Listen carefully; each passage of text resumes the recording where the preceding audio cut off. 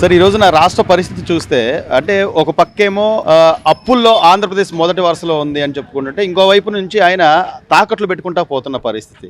చివరికి సెక్రటేరియట్ను తాకట్టు పెట్టుకుని అప్పు తెచ్చుకునే దౌర్భాగ్య పరిస్థితికి వచ్చేసామంటే ఇంకా ఏ మొహం పెట్టుకుని నన్ను నమ్మండి నాకు ఇంకొక అవకాశం ఉండని అడుగుతున్నారు జగన్మోహన్ రెడ్డి గారు. ఎలా చూడాలి? మొట్టమొదటిగా జగన్మోహన్ రెడ్డి గారికి కోటి దండాలు. ఎందుకంటున్నానంటే అయ్యా మీరు గనక ఒకసారి రాకుండా ఉండటం అయితే ఆంధ్ర రాష్ట్రం మనం ఎంత మంచి తాకట్టు మేస్త్రిని కోల్పోయామా అనేది బాధపడేదేమో. ఎందుకంటున్నానంటే మొదటగా నువ్వు వస్తూనే ఏం చేసావంటే ఒక పక్క మద్యపాన నిషేధం అంటూనే నీ మేనిఫెస్టోలో పెట్టుకొని రెండో పక్క పాపం మద్యం సేవించే వాళ్ళు తాగుబోతులు అనకూడదులే కానీ కష్టపడి ఒళ్ళలిసిపోయి ఇంటికి వస్తూ వస్తూ ఒక క్వార్టరో 90 తాగి వెళ్ళే వాళ్ళ మీద మొట్టమొదటగా వాళ్ళని తాకట్టు పెట్టి నువ్వు అప్పు తెచ్చు. మొదటి నీ అప్పుల పర్వం వాళ్ళక్కడితో స్టార్ట్ అయ్యి ప్రభుత్వ ఆస్తులైతేనేమి ప్రభుత్వ భూములైతేనేమి ఏది వదలకుండా ప్రతి దాని మీద తాకట్టు పెట్టుకుంటూ వెళ్తూ రాష్ట్రంలో ఏ స్థితికి తీసుకొచ్చావు అంటే అప్పు తేనిదే గడవని పరిస్థితి.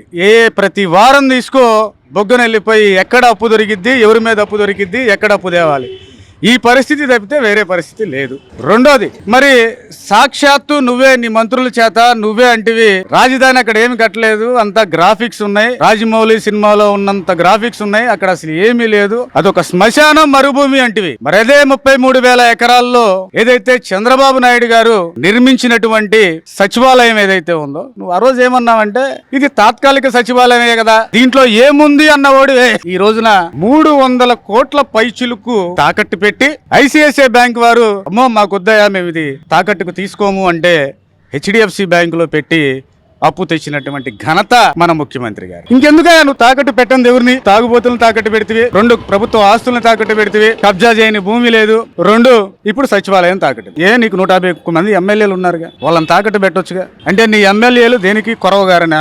ఇది జనాలకు అర్థమైపోయింది. వాళ్ళు ఎందుకు పనికిరాలు సన్నాసులు దద్దమ్మలు అనేగా, వాళ్ళని తీసుకెళ్లి తాకట్టు పెట్టు, వాళ్ళ ఆస్తులు తీసుకెళ్లి తాకట్టు పెట్టు, నీ ఆస్తి తీసుకెళ్లి తాకట్టు పెట్టు. ప్రజల సొమ్ముతో కట్టినటువంటి ఏదైతే వాళ్ళు ట్యాక్స్ రూపాయనో వసూలు చేసి నీ చేతికి ఇస్తే నువ్వు కట్టినటువంటి భవనాలను నువ్వు తీసుకెళ్ళి నువ్వు తాకట్టు పెట్టావు అంటే ఈ సొంత భవనాలను పెట్టుకోవా తాకట్టు. ప్రజలు ఏం చేశారు అంటే రేపటి రోజున ప్రభుత్వం మారిన తర్వాత ఈ అప్పులు కట్టలేక ఈ వడ్డీలు కట్టలేక శ్రీలంక లాగా ఆర్థిక వ్యవస్థ కుదేలయ్యే పరిస్థితికి నువ్వు తీసుకొస్తున్నావు అంటే ఒక పక్క జీతాలు ఇవ్వలేకపోతుంటివి, టైంకి పెన్షన్లు ఇవ్వలేకపోతుంటివి, ఏ హాస్పిటల్ అయినా తీసుకో. ఈ తరహా మనం చూస్తున్నాం సార్.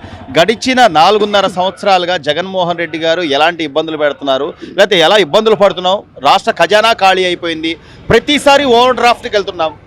అంటే ఈయన ఓవర్ డ్రాఫ్ట్కి వెళ్ళే విషయంలోనూ లేకపోతే ఆయన కేసులకు సంబంధించి దానికి మినహాయింపులో ఏదైతే అంటే నేను ఇప్పుడు హాజరు కాలేను అని చెప్పి తెచ్చుకునే మినహాయింపుల్లోనూ ఒక రికార్డు కొట్టేలా ఉన్నారు. ఎలా చూడాలి? 100% రికార్డు సాధించాం కదా మనం. జగన్మోహన్ రెడ్డి గారు భారతదేశ చరిత్రలో ఏ వ్యక్తి అయినా అత్యధిక సార్లు కోర్టుకు వెళ్లకుండా వాయిదాలు తీసుకున్న వ్యక్తిలో జగన్మోహన్ రెడ్డి ఫస్ట్ ప్లేస్. మీరు రికార్డ్స్ తీసుకోండి, గిన్నిస్ బుక్ రికార్డు తీసుకున్నా కానీ వచ్చినా కానీ ఆశ్చర్యపోవాల్సిన పని లేదు. మనం అప్లై చేయొచ్చు గిన్నిస్ బుక్ రికార్డుకి. ఈ పాటికే రికార్డ్ బ్రేక్ అయి ఉంటదేమో అనేది నా ఆలోచన. నెంబర్ 1 ముఖ్యమంత్రి అనిపించుకుంటారు. నెంబర్ 1 అంటే ఇదే కదా. నెంబర్ 1 అంటే ఎస్ ఐఎమ్ నెంబర్ 1. అవినీతిలో నెంబర్ 1, ఇసుక దోపిడీలో నెంబర్ 1, దళితులపై దమనకాండలో నెంబర్ 1, వాస్తవం చెప్పాలంటే హత్యల్లో నెంబర్ 1, మానభంగాల్లో నెంబర్ 1, తాకట్టుల్లో నెంబర్ 1, కల్తీ మద్యంలో నెంబర్ 1, భూ కబ్జాల్లో నెంబర్ 1. అసలు ఇంటర్నేషనల్ రోడ్లు సరిపోతాయండి మన రోడ్లు తీసుకుంటే. జగన్మోహన్ రెడ్డి గారి పరిపాలనలో రోజా గారు అంటారు చంద్రబాబు నాయుడు గారు సుమారు దాదాపుగా 20,000 చిల్లర రోడ్లకి ఖర్చులు పెడితే మా అన్నయ్య వచ్చిన తర్వాత 45,000 కోట్లు ఖర్చు పెట్టాడంట. దేనికి ఖర్చు పెట్టాడు? ఏ రోడ్డుకి ఖర్చు పెట్టాడు? దేనికి ఖర్చు పెట్టాడండి? ఒక తట్టం పట్టేసావా? ప్యాచ్ వర్క్ అన్నా చేసావా? అరే విజయవాడ టు తెనాలి, తెనాలి టు గుంటూరు, గుంటూరు నుంచి లేదు తెనాలి నుంచి చెరుకుపల్లి 50 కిలోమీటర్స్ రేడియస్ చూపిస్తా నీకు, రా ఛాలెంజ్కి సిద్ధం. ఏ రోడ్డు బాగుంది? కానీ ఈ నేపథ్యంలోనే రాష్ట్రంలో అభివృద్ధి లేకపోగా, పరిశ్రమలు రాకపోగా, ఎక్కడా కూడా అంటే నువ్వు సంపద సృష్టించకపోగా ఉన్న సంపదను తాకట్లు పెట్టుకొని అదేమంటే నేనే అదే బటన్ నొక్కి మీకు డబ్బులు నేరుగా వేస్తాను అంటే ఎవరి డబ్బులు ఎవడబ్బ సొమ్ము? ఈ రోజున రాష్ట్ర ప్రజలకు అందరికీ తెలుసు ఆ రోజున అమరావతి భూములు ఏ వ్యక్తిని నమ్మించారు, లేకపోతే దానికి సంబంధించిన సిఆర్డిఏ చట్టాలు ఏం చెప్తున్నాయి, ఇవన్నీ కోర్టులో కేసులు నడుస్తున్నా కూడా ఈరోజు నేను 300 పైచిలుకు కోట్లకి నేను తాకట్టు పెట్టేస్తా సెక్రటేరియట్ అంటే ఇంతకన్నా ఇతర రాష్ట్రాల్లో దిగజారిపోయి పరిస్థితి ఉంటుందా సార్? అసలు కోర్టుల్ని గౌరవించే ప్రభుత్వం మన రాష్ట్రంలో నడుస్తుందంటారా? మీకే సూటి ప్రశ్న వేస్తున్నాను నేను. కోర్టు అంటే గౌరవం లేదు. ఎందుకు లేదు? నిన్ను 16 నెలలు జైల్లో నువ్వు అక్రమంగా ఆస్తులు సంపాదించావని చెప్పి ఈడీ అటాచ్మెంట్లు పెట్టి నిన్ను తీసుకెళ్లి జైల్లో పెట్టినందుకు నీకు జడ్జిలన్నా న్యాయస్థానాలన్నా కసి. వాళ్ళు చెప్పేది నువ్వు వినవు, నేను ఎందుకు వినాలే, అంతా నా ఇష్టం, ఏం చేసినా అడిగే దేవుడు, అకౌంటబిలిటీ లేదు. క్లియర్గా చెప్పాలంటే మనం లెక్క అప్పచెప్పాలి ప్రజలకి అన్న పాలసీలో ప్రభుత్వం పని చెయ్యటం లేదు. మంత్రులను తీసుకున్నా, నీ కింద ఎమ్మెల్యేలు తీసుకున్నా, లేదు నువ్వే అలా ఉంటే నీ కింద వాళ్ళు ఎలా ఉంటారు? జనరల్గా సామెత ఉంది కదా మనకి, ఏ గూటి పక్షి ఆ గూటికే చేరిద్దని. Like and like together.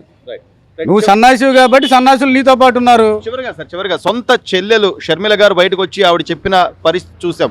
నీ వల్లే ఇంట్లో గొడవలు, అది అమ్మ కూడా సాక్ష్యం, విజయమ్మని అడుగు కావాలంటే అని చెప్పి ఈరోజు తోడబుట్టినటువంటి వివేకానంద రెడ్డి గారి కూతురు సునీత గారు బయటకు చెప్పారు. ఆవిడ వచ్చి ఇలాంటి వ్యక్తిని మీరు మళ్ళీ నమ్మి మోసపోవద్దు, అంటే నేరస్తుల్ని కాపాడుతూ నాకు న్యాయం చేయకపోగా ఈరోజు నేను పడుతున్న ఇబ్బందులకి నా సొంత అన్నయ్య కారణం అని చెప్పినా కూడా ఇంకా నేను మీ తమ్ముడిని, మీ అన్నని, లేకపోతే మీ బిడ్డని అంటే నమ్మడానికి సిద్ధంగా ఉన్నారా సార్? ఇప్పుడు ఇంట్లో కుటుంబ సభ్యులు తోడబుట్టిన వాళ్ళనే నువ్వు ప్రేమించలేని పరిస్థితుల్లో నువ్వు ఉన్నావు అంటే బయట వ్యక్తిని ఏ రకంగా ప్రేమిస్తావు అనేది ఆలోచించదగ్గ విషయం. జనాలు కూడా ఆలోచిస్తూ ఉన్నారు.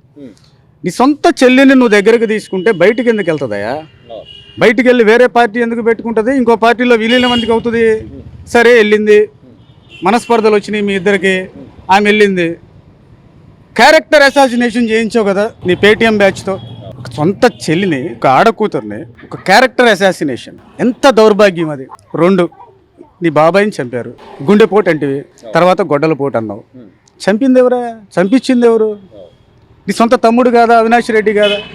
అతని పాత్ర ఉంది కదా, నీ భార్య పాత్ర ఉంది కదా భారతీ రెడ్డి, వాళ్ళిద్దరు వాట్సాప్ చాట్ ఉంది కదా. అరే నీ చెల్లి సిబిఐ చుట్టూ, ఢిల్లీ చుట్టూ తిరిగి తిరిగి తిరిగి తిరిగి అలిసిపోతుంది. 4 సంవత్సరాల 9 నెలలు నువ్వు అధికారంలో ఉన్నావే. ఆ రోజు ఏమన్నావు? సిబిఐ ఎంక్వైరీ నువ్వే కదా అడిగింది ప్రతిపక్షంలో. మరి ఈ రోజు వేస్తే అవినాష్ రెడ్డి అరెస్ట్ని ఆపాల్సినంత అవసరమే ఉందంత హై డ్రామా సృష్టించి నువ్వు ఆయన అరెస్ట్ని ఆపావు కదా. ఇప్పుడు కీలక సూత్రధారి బయటకు వస్తారు కదా. ఒక పక్కన దస్తగిరి క్లారిటీగా చెప్తాండే, ప్రత్యక్షంగా నరికిన వ్యక్తి, మేము ఇట్లా నరికాం పలానా వాళ్ళ ప్రమేయంతో మేము నరికామని చెప్తుండే, ప్రధానమైన వాంగ్మూలం ఉండే. మరి ఇంతవరకు అవినాష్ రెడ్డిని ఎందుకు అరెస్ట్ చేయలేకపోయారు?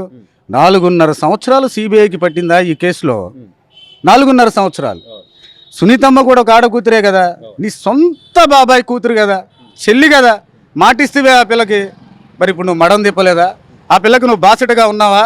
లేవు కదా. నీ కుటుంబ సభ్యుల్లే నీ అధికార దాహం కోసం నువ్వు పతనానికి చేరి వాళ్ళని నరికిచ్చి చంపిస్తే శవం మీద పేలాలు ఎరుకున్నావు ఆ రోజున. మరి ఈ రోజు పరిస్థితి ఏంది జగన్మోహన్ రెడ్డి? అదే చెప్పడం అంటే ప్రభుత్వ కోర్టులో నాకు న్యాయం జరగకపోయినా ప్రజా కోర్టులో నాకు న్యాయం జరగాలి. ఖచ్చితంగా మీ అందరికీ తెలుసు ఈ కేసు వెనక ఎవరున్నారు, ఎవరు ఆపుతున్నారు. మీరు ఆలోచించి రేపొద్దున ఓటేయండి అని చెప్పి ఆవిడ అంత ఇదిగా పిలుపునివ్వడం కానివ్వండి, రాష్ట్ర ప్రజలు ఆలోచిస్తున్నారంటారా సార్? 100%.